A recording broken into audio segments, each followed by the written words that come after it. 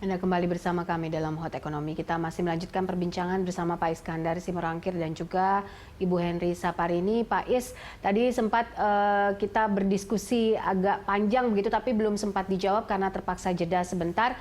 Ada beberapa catatan. Bagaimana strategi dari Kemenko Perekonomian terkait hal ini? Terkait bagaimana menciptakan ekonomi inklusif di 2021. Kemudian tadi yang kita bicarakan adalah soal sektor grassroots UMKM yang 63% menyumbang PDB. Bagaimana strategi pemerintah untuk mendorong UMKM ini sehingga bisa menaikkan pertumbuhan ekonomi di 2021? Kalau kita lihat komposisi anggarannya saja ya, nanti sebelum masuk ke programnya, itu jelas itu keberpihakan pemerintah pada UMKM untuk pertumbuhan yang inklusif itu sangat jelas sekali. Kita mulai dari tahun 2020 dulu ya, anggaran tahun ini dan anggaran PEN. Kalau kita lihat dari anggaran PEN 695,2 itu setidaknya dialokasikan 123,46 triliun untuk UMKM. Itu belum lagi terkait dengan perlindungan sosial dan insentif usaha yang mendukung ke arah UMKM, di mana kita tahu perlindungan sosial itu 203,9 ya, antara lain itu seperti BLT dana desa, kemudian diskon listrik dan insentif usaha gitu, pembebasan PPh final UMKM. Belum lagi yang sektoral KL dan Pemda ya. Jadi dari beberapa komponen tadi itu banyak juga yang mengikut ke UMKM. Kemudian kalau kita lihat juga kredit misalkan ya, untuk ini kita mulai berangkat 2020, nanti saya akan loncat ke 2021 bahwa memang pemerintah menyadari UMKM ini merupakan penyumbang utama di dalam kontribusi utama ekonomi kita, di mana berdasarkan data terakhir dari BPS itu kan 60,5 sumbangan sektor UMKM terhadap pembentukan PDB nasional kita.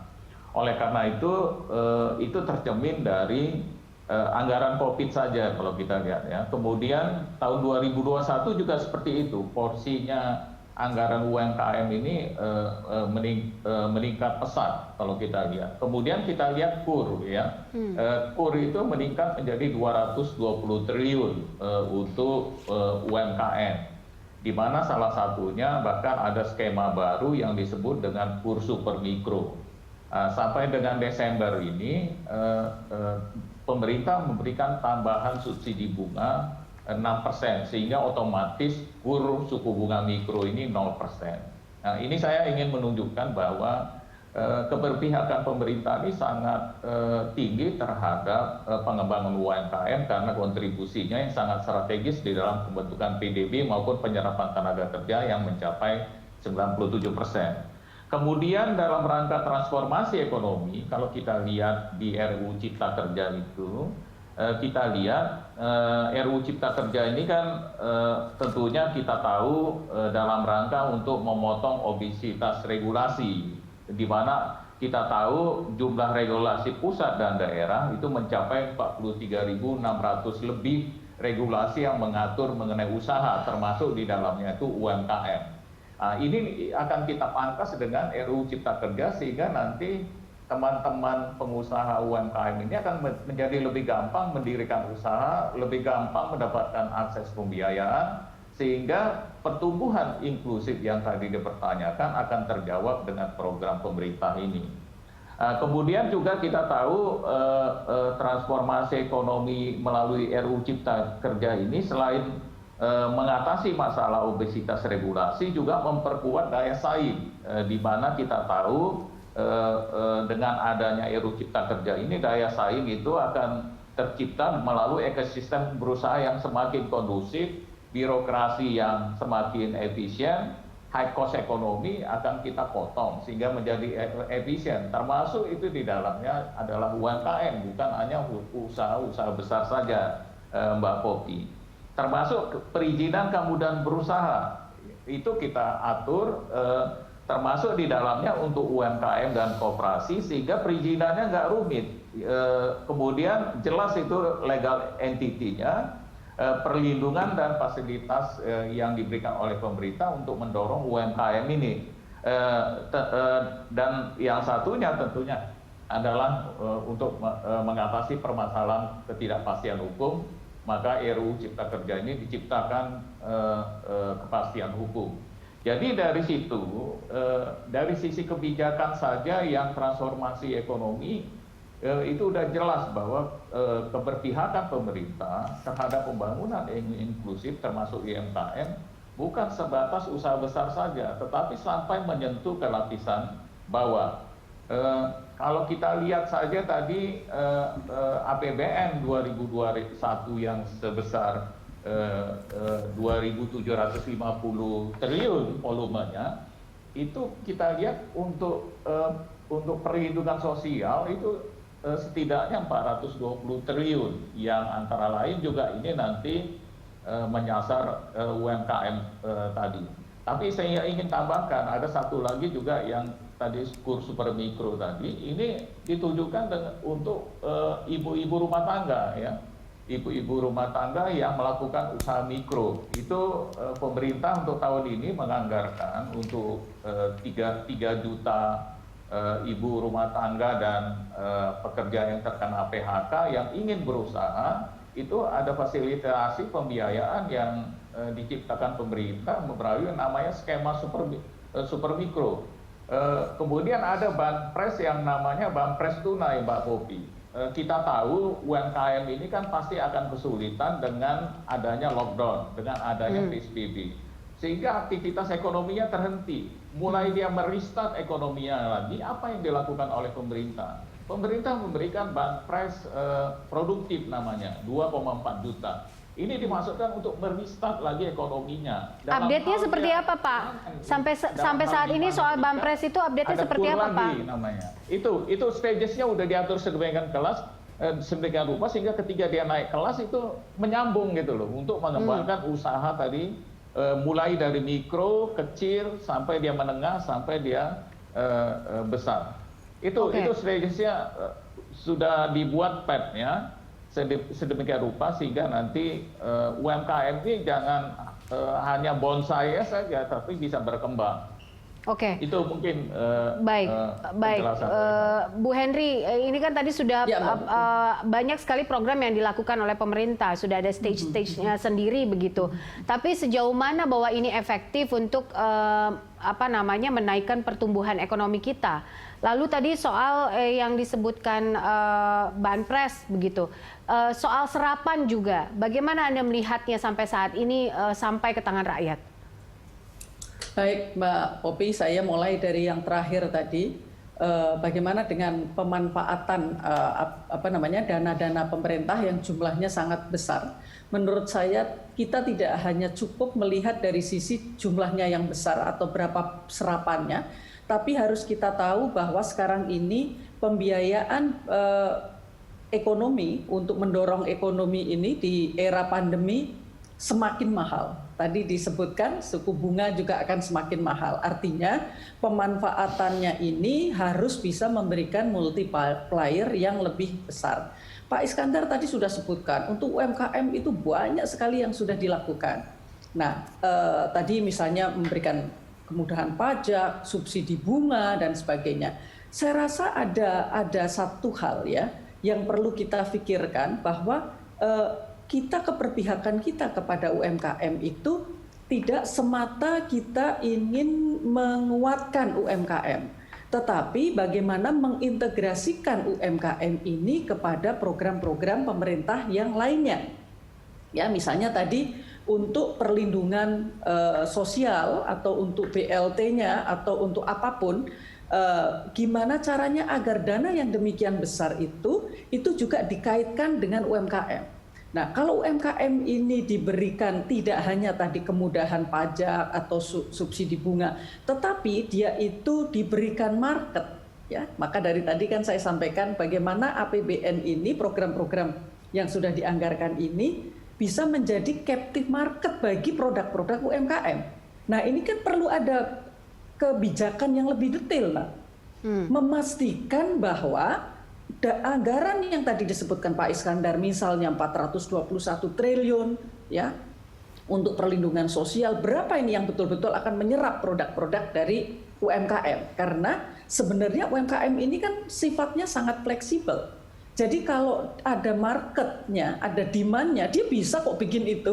Dia merubah bisnisnya sebulan 2 kali juga bisa. Nah, dari sekarang ini yang diperlukan tidak cukup hanya oke, kita mudahkan restrukturisasi kreditnya atau kita mudahkan subsidi bunga, karena kalau kita melihat apa yang sudah dilakukan OJK atau dilaporkan OJK, UMKM yang sudah direstrukturisasi itu 5,7%.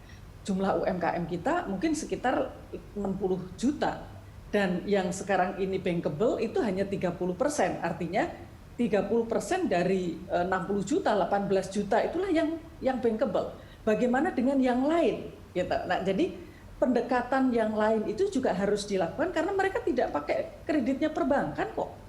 Mereka dengan pendanaan, kalau kita menggunakan survei, dana-dana lain seperti dana dari keluarga dan sebagainya. Nah, bagaimana mereka itu bisa hidup dengan diberikan market kalau saya. Jadi satu pendekatan yang belum dilakukan oleh pemerintah adalah mari kita pastikan bahwa UMKM itu tidak hanya kita selamatkan, tetapi kalau tadi Pak Iskandar bilang ini harus kita dorong agar dia produktif, yaitu tadi kasih captive market, kasih mereka market sehingga dia akan memproduksi, dipastikan ada yang beli, kemudian dia akan berproduksi lebih efisien lagi, dia bisa kompetitif, marketnya lebih luas. Nah, bagaimana caranya? Pemerintah kan sudah beberapa kali memberikan dana-dana untuk masyarakat tadi dengan persyaratan misalnya untuk PKH misalnya, ibunya harus hamil, harus punya anak SD dan sebagainya. Ini kan bisa, asal itu adalah menggunakan produk-produk dari UMKM misalnya gitu. Nah, jadi sekali lagi menurut saya ini adalah kondisi yang tidak biasa. Kita memerlukan dana yang besar yang sudah oleh pemerintah ini dikoreksi makin lama makin besar, sekarang ini sudah mencapai 700 triliun, maka memanfaatkannya itu jangan satu-satu, tetapi itu dibuat strategi yang komprehensif tadi yang saya katakan. Jadi tidak hanya ini dana BLT, ini dana UMKM, tapi bagaimana caranya agar BLT dan UMKM atau dana desa dengan UMKM itu menyatu sehingga multipliernya akan lebih besar. Dan apakah itu mudah? Tidak mudah, tetapi itu bisa dilakukan dan kita bisa diskusikan itu. Terima kasih Mbak Opi. Oke, Pak Is silakan. Jadi sebenarnya harus kita lihat konteks holistik secara keseluruhan ya. Kita nggak bisa juga semuanya ke UMKM. Tentunya kita harus membangun juga korporasinya. Karena contoh misalkan UMKM kan butuh bahan baku ya. Jadi nggak boleh kita hanya melihat UMKM semata. Karena nanti demand-nya kan dari korporasi. Itu harus diciptakan lingkungan itu. Itu yang diciptakan pemerintah salah satunya sekarang ya. Jadi ngelihat kontennya gitu Mbak Popi. Misalkanlah bahan baku UMKM itu kan banyak dari korporasi dan juga korporasi membeli dari UMKM tadi. Maka itu salah satu kalau kita lihat programnya yang sekarang COVID dan nanti tentunya akan kita lanjutkan adalah yang cinta produk dalam negeri yang namanya UMKM tadi. Kemudian diciptakan pasarnya. Sebenarnya dari hulu ke hilir ini kita ciptakan. Dari pembiayaannya, produksinya, termasuk itu standarisasi dari produk itu, ya kan. Kemudian nanti pemasarannya gitu. Sebagai salah satu contoh lah, ini namanya kan kita nggak bisa sekaligus ini Bu Sapari ini kan menyelesaikan masalah. Maka tuh kita ambil simpul ini supaya secara bertahap kita. Misalkanlah kayak klaster ya. Saya kebetulan nangani KUR nih, Mbak Popi, Mbak Henry. Jadi kita ada namanya KUR klaster gitu. Itu merupakan simbiosis antara UMKM dengan perusahaan besar kayak gitu. Jadi contoh misalkanlah di replanting sawit ataupun di perkebunan. Itu korporasi menyediakan bibit pembiayaannya dari KUR ya itu saya bilang tadi dari hulu ke hilir. Tapi walaupun ini belum keseluruhan, tapi ini kita bertahap nanti akan menuju ke arah yang korporatisasi UMKM tadi. Pembiayaannya dari KUR, kemudian bibitnya itu yang namanya bukan off-taker, kami bilang mitra usahanya mereka. Menyediakan bibit yang unggul. Kadang-kadang kan banyak kita temukan petani sawit itu menyesalnya 10 tahun kemudian. Apa maksudnya? Sawitnya baru tumbuh 10 tahun kemudian, padahal 3,5 tahun tuh kalau yang unggul kan udah menghasilkan buah pasir ya sawitnya. Itu diberikan bibit yang bagus ya. Kemudian cara bercocok tanam yang baik dilakukan oleh si mitra usaha ini, perusahaan besar. Kemudian dia menyerap pasarnya kayak gitu. Itu yang kami katakan KUR cluster. Ini yang untuk yang KUR, karena kebetulan kami yang nangani KUR di sini. Itu salah satu, termasuk juga yang dilakukan oleh Kemenkop UMKM. Memang ini belum menyeluruh, kita sadari ya, namanya juga kita ada keterbatasan anggaran juga ya, itu juga harus kita pertimbangkan. Secara bertahap ini kita memang akan menuju ke sana memang, tapi memang tidak gampang seketika kita bisa menciptakan ekosistem yang untuk keseluruhan. Tapi kita itu udah pada track yang benar, artinya bahwa ini harus kita dorong terus. Bagaimana caranya? Ya harusnya regulasinya ini harus kita bereskan dulu, kalau enggak nanti ini jadi penghambat. Maka itu kenapa perlu RUU Cipta Kerja? Itu stagesnya memang seperti itu, kayak gitu. Okay. Kalau nanti misalkan UMKM kita dorong nggak efisien, di dalam ekonomi namanya ada dead weight loss itu namanya. Kita membeli dengan harga yang lebih mahal sehingga output kita yang dihasilkan suatu negara itu menjadi lebih kecil. Kita kan nggak mau seperti itu, maunya kan UMKM-nya kompetitif, konsumernya nggak dirugikan dengan harga yang wajar ya. Sehingga output yang dihasilkan oleh ekonomi itu akan menjadi besar, sehingga cita-cita kita menjadi negara maju itu akan bisa kita capai dengan sendirinya. Oke, baik. Saya ke Bu Henry. Bu Henry, kalau tadi kita bicara bagaimana meningkatkan pertumbuhan di kondisi saat ini, sektor-sektor pertumbuhan baru atau sumber-sumber pertumbuhan baru begitu ya. Banyak juga sektor yang terdisrupsi gara-gara pandemi ini, ya kan? Tapi apa yang bisa mungkin difikirkan, apa yang bisa diberikan inputnya untuk sektor-sektor yang mungkin ternyata tumbuh di saat pandemi ini dan juga bisa dipikirkan langsung oleh pelaku usaha dan juga pemerintah lalu bisa memacu ekonomi di sektor real? Baik, Mbak, tadi kan sudah Pak Iskandar tadi menyebutkan bahwa kita tidak hanya mendukung UMKM, iya sangat betul, kita juga harus membangun keterkaitan juga dengan industri besar. Nah sekarang ini faktanya dan kita tahu bahwa ketergantungan kita terhadap bahan baku impor kan sangat tinggi. Nah mestinya kan bisa didetailkan yang mana itu yang bisa dalam jangka pendek, jangka menengah itu dipenuhi dari dalam negeri, itu yang saya maksud. Artinya UMKM itu dikasih market bahwa dia bisa diserap oleh usaha besar. Itu yang kemudian meyakinkan akan ada linkage yang lebih besar. Sekarang ini linkage antara industri besar dan industri kecil di Indonesia itu sangat rendah, Pak. Hanya mungkin di bawah 20%. Nah, ini kan yang termasuk tadi. Jadi yang disebut dengan market bagi UMKM itu tidak hanya untuk rumah tangga, tetapi juga untuk industri. Nah, siapa ini yang merencanakan itu tadi? Kan kalau kita udah tahu ada 10 nih yang bisa dilakukan dalam jangka pendek untuk import substitution strategy misalnya gitu. Ya oke lah, jangan pakai istilah itu, nanti takut kita kalau pakai itu dikira kita melarang untuk impor. Ya enggak lah, pokoknya kita akan lebih berpihak memberikan market kepada UMKM untuk menguatkan struktur industri kita, misalnya pakai istilah itu. Kan perlu ada strategi yang komprehensif tadi.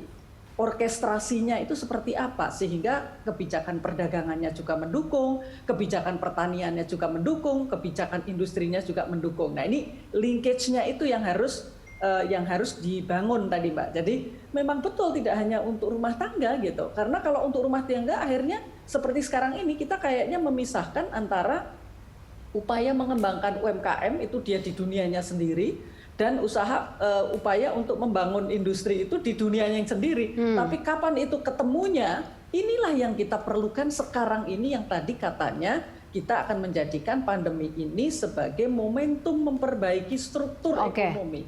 Ya, reformasi struktural ya inilah yang kalau menurut saya yang menjadi PR terbesarnya.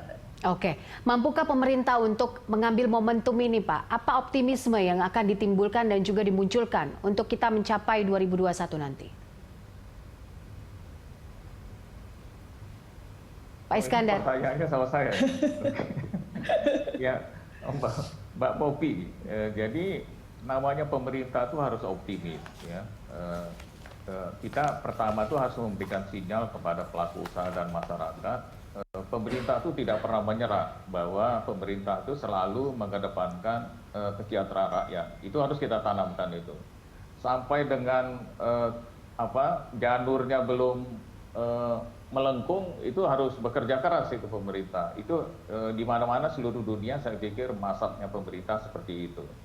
Jadi memang kita tahu bahwa permasalahan yang selama ini kan kita lebih banyak permasalahan terkait dengan iklim investasi kita yang belum mendukung, ya tadi seperti itu.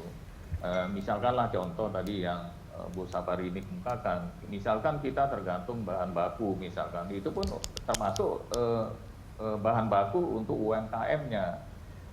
Ini bagaimana kita membangun supaya industri kita dari hulu ke hilirnya itu menjadi solid, gitu ya. Ketergantungan terhadap bahan bakunya itu menjadi berkurang. Maka itu momentum pandemi ini bagus. Misalkanlah sebagai contoh, ya, itu cerminan dari neraca perdagangan kita yang membaik. Kalau kita hitung tadi sampai dengan Agustus sudah 11,05 miliar. Kontribusi surplusnya itu adalah mengerem konsumsi barang import, itu salah satu kontribusinya, ya, selain tentunya barang modal, ya, yang ya, ini karena investasinya melemah memang. Baik. Jadi dengan adanya pengurangan import tadi, ini bisa kita berdayakan. Kami setuju tadi, salah satunya kan misalkan program-program UMKM kan cinta produk dalam negeri, ya, yang ada di Kemenko Marpes itu kan diinisiasi Pak Luhut itu kan adalah pengembangan UMKM tadi kan, salah satunya dengan cinta produk dalam negeri yang produk dalam negeri tadi. Ini kan fondasi yang dasar, tapi kan ini nggak cukup, harus kita perluas aksesnya kan, seperti bahan baku yang lebih murah tadi. Ya kita bangun industri hulunya yang solid tadi. Bagaimana caranya? Ya dorong investasi ke arah sana. Jangan dihambat-hambat tuh investasi. Berikan perizinan yang gampang sehingga tidak terjadi high cost ekonomi bagi industri itu. Kalau nanti bahan bakunya kompetitif, bukan saja ini bisa digunakan untuk industri dalam negeri termasuk UMKM, tetapi juga bisa kita untuk dorong ke ekspor seperti itu. Pada akhirnya apa? Ketika faktor inputnya lebih murah, barang-barang kita akan menjadi kompetitif seperti itu. Nah, itu yang terus didorong, tapi memang kuncinya harus ada reformasi struktural. Maka tuh momentum pandemi ini bisa kita gunakan, karena sekarang kan kita lagi memberdayakan produksi dalam negeri kan. Ya jangan berhenti di situ aja, harusnya basisnya ini kita perbesar. Caranya bagaimana? Ya bangun pabrik untuk memproduksi itu. Mumpung nih demand-nya besar gitu, ya bisa menyerap tenaga kerja lagi. Baik. Sehingga bisa mendorong agregat demand bersamaan dengan sisi supply-nya tadi. Oke. Kita coba untuk dorong itu dan kita support terus pemerintah dengan beberapa input-input dan juga catatan tadi yang sempat Bu Henry sampaikan juga. Terima kasih Pak Iskandar untuk waktunya bersama kami dan juga Bu Henry untuk input dan juga waktunya bersama kami hari ini di Hot Ekonomi. Pemirsa, sampai di sini kebersamaan kita dalam Hot Ekonomi. Anda bisa mengirimkan informasi dan saran ke email kami di redaksi@berita1.tv atau follow kami via Twitter, Facebook, YouTube, dan Instagram. Saya Popi Zedra. Terima kasih. Sampai jumpa.